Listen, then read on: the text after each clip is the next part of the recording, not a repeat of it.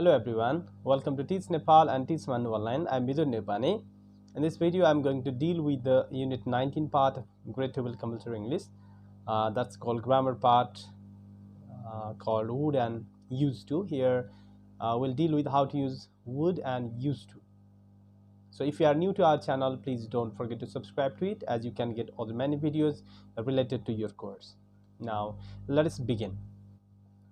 So first you need to understand the basic concept of would and used to before you go on doing your exercises. First ma चाहिँ would र used to को basic concept जान्नु नै जरुरी छ.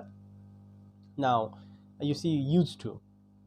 Used to, it is used to refer the things that people did in the past, or which are no longer true, or which are no longer existing in this present time. भनेको पास्टमा कसैले केही काम गर्ने गर्थ्यो र प्रेजेन्टमा त्यो काम हुँदैन, त्यो मान्छेले त्यो काम गर्दै छैन भने त्यस्तो खालको ह्याबिचुअल पास्टको लागि चाहिँ हामी युज टु युज गर्छौं. It means habitual past express गर्नको लागि we use to. For example, he used to play football for Nepal, but he is too old now. Means he doesn't play football now. पास्टमा केही काम हुन्थ्यो, अहिले त्यो काम हुँदैन. पास्टमा कसैले केही काम गर्थ्यो, प्रेजेन्टमा अहिले त्यो काम कसैले गर्दैन, त्यो मान्छेले त्यो काम गर्दैन. For this kind of things we use to. Right, so used to plus infinitive. Infinitive here means about one form. Okay, so this is the structure for using used to. र कहिलेकाहीँ चाहिँ used to plus ing structure पनि use गर्न सकिन्छ. त्यो चाहिँ right, त्यो पनि habitual past को लागि. For example, I was used to sleeping out with my friends, right? So in that way you can use sometime. That is in the exceptional cases, because पुरानो grade 12 को English book मा चाहिँ indicative words मा it was given there. All right, used to plus infinitive, and in it is the same with the interrogative sentences like questions. Did he used to be a good teacher? Did he used to be a teacher? Did he used to study friend? Right, र कतिले चाहिँ mistakenly के गर्ने गरेको देखिन्छ भन्दा you used to, right? Just a while, I'll draw this and show this.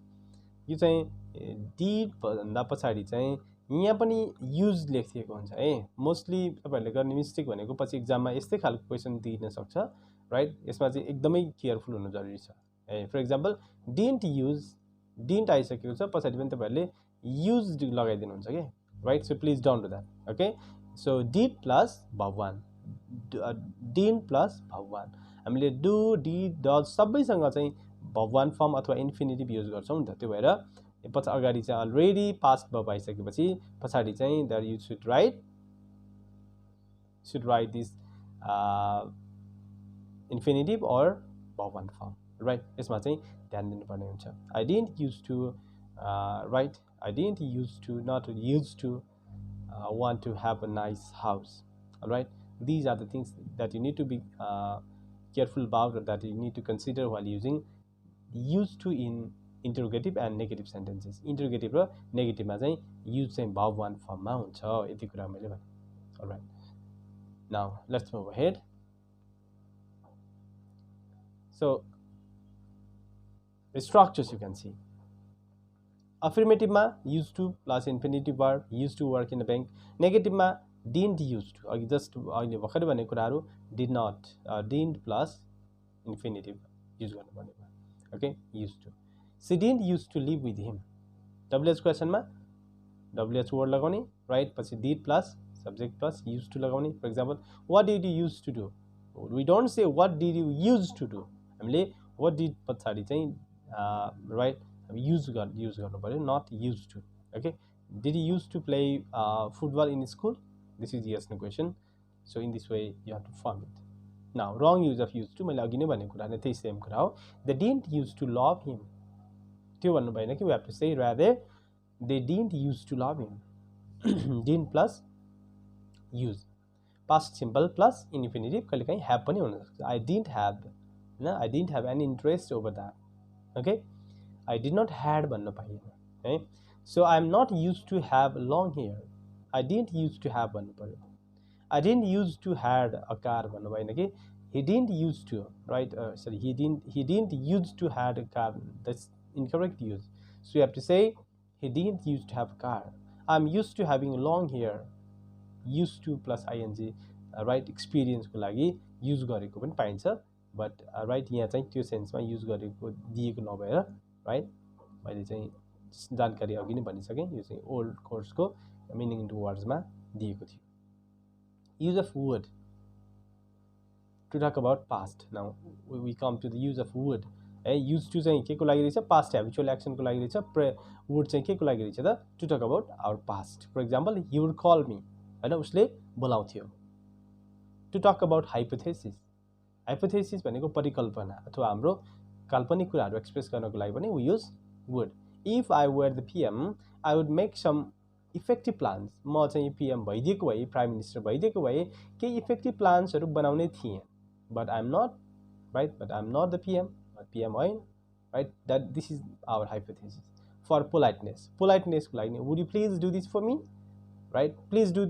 this for me this can be informal request right but if you use would you please right could you please right भन्दा चाहिँ would you र could you भन्नुपर्ने हुन्छ भनिन्छ but usually we say would you could you right so these things make our language more polite and more humble hey desire or inclination desire to express desire for example I love to live there right this is desire I'd love to live there this means right you are either inclining or you are expressing your desire please come to my party कसैले भन्यो भने if you say I would love to come there but I'm busy भन्यो भने के भयो त that is you are inclining or you are refusing that हैन म चाहिँ आउन मन पराउँथे तर आउन पाउँदिन भन्ने जस्तो कुरा गर्दा हामी चाहिँ के हो त हामीले केही कुरा रिफ्युज गरेको इन्डाइरेक्टली हम्बली डिप्लोमेटिकली हैन त्यो कुरालाई चाहिँ के गर्यो त डिक्लाइन गरेको हो नि हैन so I wish I would help say I wish he would help me but I wanted to write he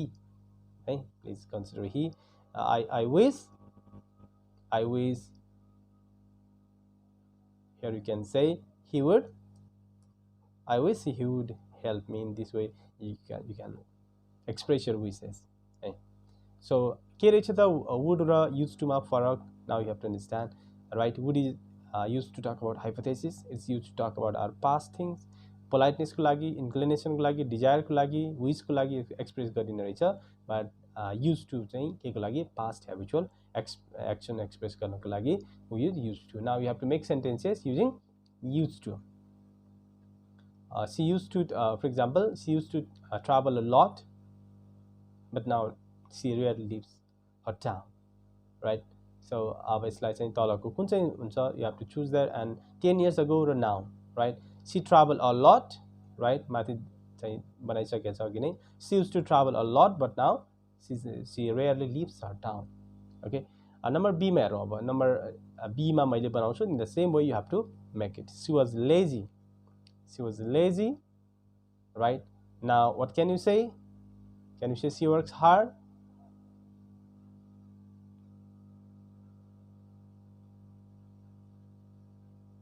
right lazy मान्छे अब के भन्नु पर्यो used to use गरेर we have to say she is not lazy right it means she used to be lazy but now she works hard right but now she works hard you can say she didn't like junk food right she didn't like junk food त्यसो भए के त अब अहिले मन पराउन सक्छ नि त हैन so you have to say she didn't use है used not भन्न पाइएन कि we have to say didn't use she didn't used to like junk food but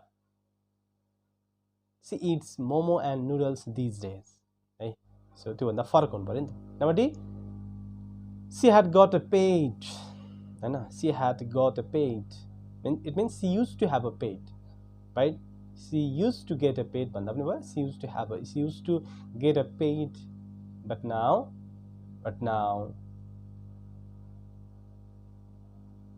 what can you say her pet died last year right so in this way please do these things है त number I सम्म दिएको छ माथि हामीले मैले अहिले भने जसरी चाहिँ you can join it now complete the sentences with used to or would है अब यहाँ चाहिँ कस्तो कन्टेक्स्टमा दिएको छ भन्दा सबै used to लाग्ने कन्टेक्स्ट दिएको छ है सो कुनै हार्डली कुनैमा चाहिँ would युज गर्न सकिन्छ त्यो चाहिँ कन्टेक्स्ट नपुर्याएर दिएको भएर चाहिँ गाह्रो भएको ओके सो फर्स्टमा तपाईले के क्लियरली बुझ्नु पर्यो भन्दा युज टु र वुड चाहिँ कसरी फरक कन्टेक्स्टमा युज हुने रहेछ then it will be clear जुनसुकै कन्टेक्स्ट दिए पनि तपाईले गर्न सक्नुहुन्छ my sister doesn't have short hair when she was young. My sister used to have, right? Number B, we didn't have lunch in the same school cafe when I was in middle school. We used to have. अब यो चाहिँ past टाइमको habitual पास्टको कुरा गरिरहेको छ it's not talking about imagination right it's not talking about past है पास्टको लागि मात्र राइट र हेबिचुअल एक्सन अथवा राइट इमेजिनेसन फरक कुरा हो त्यो भएर हामी फरक वेमा चाहिँ युज गर्नुपर्ने हुन्छ number D number C my father doesn't play badminton before he had backbone problem use to right अहिले खेल्नुहुन्न किनकि ब्याकबोन प्रब्लम छ भन्ने बुझियो number D when I was very young I did not like milk right I would not like भन्न सकिएन I didn't use to like milk भन्नु पऱ्यो number E she doesn't call me after school for chat she would call me right अब यहाँ चाहिँ किन would किन use to use नगर्ने भन्ने खालको त्यसको आन्सर नै छैन right because we can use to also here she use to call me after class for a chat तर अहिले बोलाउनन् भन्ने कुरा नै बुझ्न सकिन्छ नि त राइट अब यहाँ she would call me after class for a chat बोलाउने थिइन् त्यो पनि भन्न सकिन्छ त्यो भएर चाहिँ मैले अघि भने यहाँ चाहिँ कन्टेक्स्ट चाहिँ क्लियरली दिएको छैन है because you can use either things right त्यो भएर तल मैले नम्बर एच र नम्बर जेमा why not would are use to पनि भनेर दिएको छु so please consider this things तपाईँलाई फर्स्ट त इटिमोलोजिकल मिनिङ थाहा हुनु पऱ्यो र त्यसलाई प्रपरली युज गर्ने वे थाहा हुनु पऱ्यो त्यो भएपछि तपाईँलाई जुनसुकै कन्टेक्स्ट दिए पनि अथवा राइट सेन्टेन्स चाहिँ you can make it properly तपाईँले फर्स्टमा प्रपर सेन्टेन्स चाहिँ बनाउन सिक्नु पऱ्यो right in this way please take necessary help from there from this slide and go on doing on your own किन लास्टमा यति बुझ्नु कि युज